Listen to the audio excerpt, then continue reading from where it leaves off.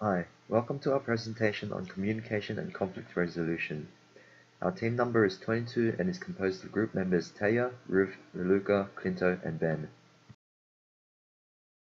In order to properly understand this topic of communication and conflict resolution, we first did some research into what conflict is regarded as and how communicative methods can play an instrumental role in both provoking it and resolving it. The definition of conflict is a social interaction of two or more interdependent parties who perceive incompatible goals. As all members in our group have been involved in different levels of conflict in the workplace, we agreed that it was an interesting topic that would help us understand the importance of communication in conflict resolution, thus applying different methods to our own experiences when necessary. During this presentation, we will explore the theories and their empirical evidence, including Berlow's model to communication, critical theory, the theory of cooperation and competition, and also the dual concern model. Our case study, Workplace Favoritism at Sydney Bar, will exhibit how conflict negatively affects the workplace and ways which it was resolved through effective communication. This strategy will then be compared to the theories above, outlining obvious similarities. Our first theory is Berlow's theory of communication. Berlow's theory places the activity within a framework, creating a relationship between senders and receivers of communication. This is applicable to all types of communication. The framework identifies the source, message, channel, and receiver of information and argues that each one of these elements of communication can be influenced by a range of unique factors which ultimately have an effect on the overall communication process. The sender and receiver of information refer to the originator and the listener in communication. They can be influenced by communication skills, attitude, knowledge, social systems, and cultures. The message refers to the thoughts which are expressed as words including content, element, treatment, structure, and code. The channel, however, is how information is flowed from sender to receiver. These include the 5 sensory inputs of the human body such as seeing, hearing, touching, smelling, and tasting. On the other hand, Dietz's critical theory on communication is shifted to focus more on the aspect of humans. Unlike traditional bureaucratic styles, the critical theory allows for individuals to make influences by seeking to improve relationships between the organization and employees. In other words, corporate interests are balanced with human interests within the organization. In effect, the type of communication theory is more desirable for the employees for job satisfaction, however relies on a number of assumptions which include the following. The ontological assumption is where reciprocal nature exists between management and others. The epistemological assumption refers to the different realities that can be created by different people, and the axiological assumption is the idea that influence is not only adopted through a top-down approach. Moving on to conflict resolution, the theory of cooperation and competition has two basic concepts. 1. The type of interdependence among goals of the people involved, and 2. The action taken by the people involved. Interdependence may be either positive or negative. Positive interdependence means that goals are linked to the probability of one person achieving a goal and is positively correlated to the probability of the other person achieving that same goal, or in simple terms, you either sink together or swim together. Negative interdependence means that the goals are linked so that goals attained of one person is negatively correlated to the goal attained by the other, or in other terms, if one sinks, the other swims. Participants in a conflict will either have a cooperative or competitive orientation, which will determine the course and outcome of the conflict. In conflict, positive interdependence as a result of shared interests and goals is more likely to achieve integrative negotiations, open-minded discussion, and mutually beneficial solutions. Negative interdependence resulting from people who view their goals and interests as opposing are more likely to value relative advantage, diminishing options, and are more likely to partake in disruptive bargaining, i.e., win-lose outcomes. The other conflict theory will be addressed according to the dual concern model of conflict resolution.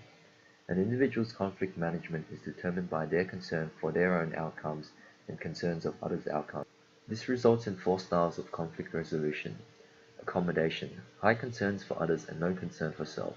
Collaboration, high concerns for self and others.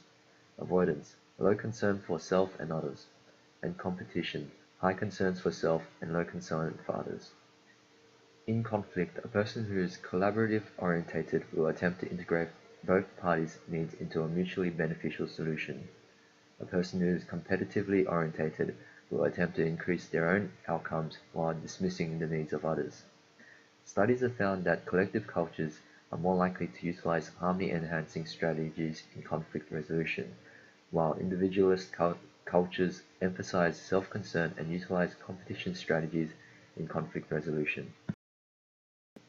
A study conducted by Sorensen, Morse, and Savage tested several hypotheses drawn from the theory underlying the various dual concern models. The theory tested interrelationships among concerns for self and concerns for others in influencing choice of conflict style. Hypotheses included dominating, integrating, compromising, oblying, and avoiding. Dominating is positively related to concern for self and negatively related to concern for others. Integrating and compromising are positively related to interactions of concern for self and concern for others. Compromising is most likely to occur at moderate levels of both concern for self and concern for others. Oblying is positively associated with concern for others and negatively associated with concern for self. Avoiding is most likely to occur at low levels of both concern for self and concern for others. This study took in the form of questionnaires completed by 511 upper division undergraduates and 22 graduate students in business classes at a university in North America. Each student between the ages of 28 to 30 responded to one of 4 randomly distributed scenarios which allowed for a robust test of the conflict models by taking into account the impact of the context. Results concluded that hypothesis 1 and 2 were supported as they showed that in the initial steps both integrating and compromising were significantly related to concern for self and concern for others. Integrating and compromising were both negatively related to concern for self and positively related to concern for others. Hypothesis 3 was not supported as results demonstrated that lower levels of concern for self and concern for others resulted in higher values of compromising. Hypothesis 4 was supported as a result of demonstrating concern for self was negatively and significantly related to oblying. Finally, hypothesis 5 was not supported as the interaction of concern for self and other was neither significantly or negatively associated with avoiding. Concluding the research, there was strong evidence to demonstrate that the concern of self-concern for others account for a large proportion of variance for oblying and dominating in a manner consistent with dual concern models. Nonetheless, evidence was also found which contradicts the dual concern model predictions for the integrative strategies for avoiding, compromising, and integrating. The experiment conducted by Zouch analyzed the differences between cooperative and competitive groups in researching decisions. The experiment would test the following hypotheses. Coordinated groups reach decisions with less contribution than that of competitive groups. The more threatening a situation, the less likely timid individuals will cooperate. Cooperation involves equal participation from individuals. Volume of participation of cooperative groups were greater during puzzles than human relation problems. Groups of cooperative individuals directly rated better communicators. The 50 participants were selected after behavioral screening to determine how high an individual scored as cooperative or competitive persons. The results would then form groups of 5 with cooperative individuals pairing up with other cooperative individuals, and vice versa for competitive individuals as well.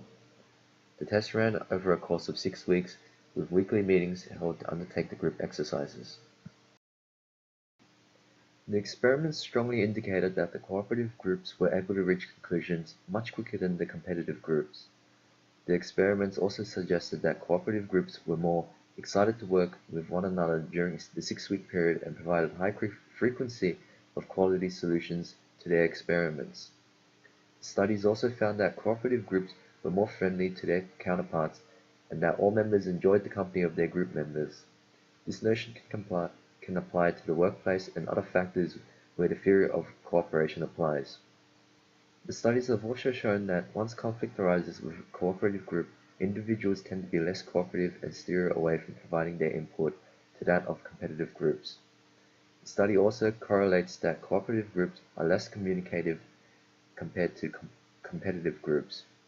The reasoning behind this notion is that cooperative individuals tend to agree with most statements and will not provide their own opinions if it's too far out of the spectrum.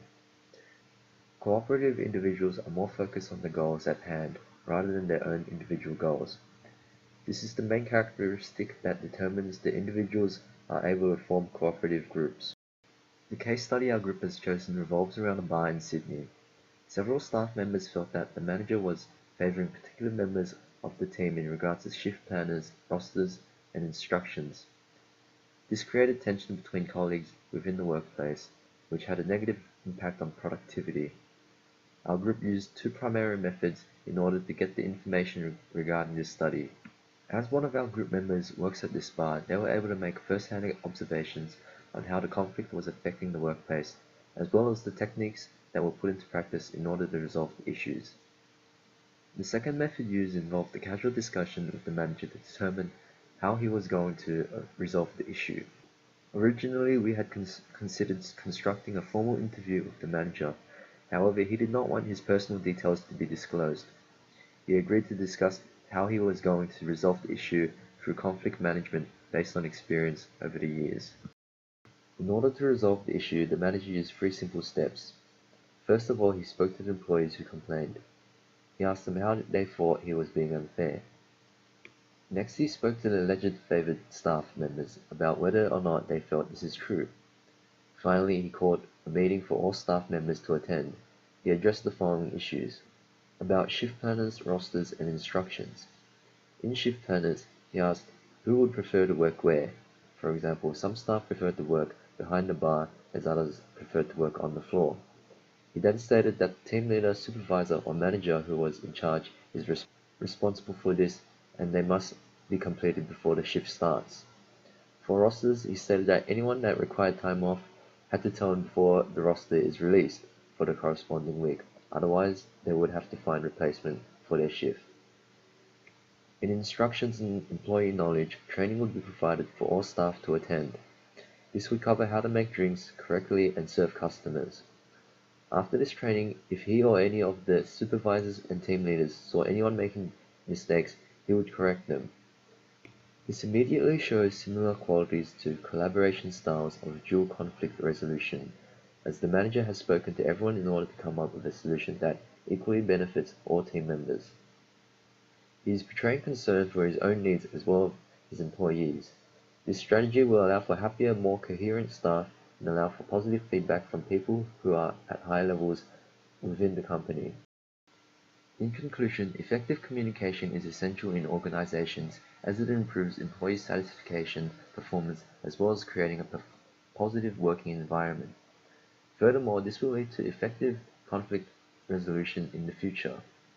Similar qualities as well as practices were emphasized as characteristics of theories became evident in practice. This concludes our presentation on communication and conflict. Thank you for listening.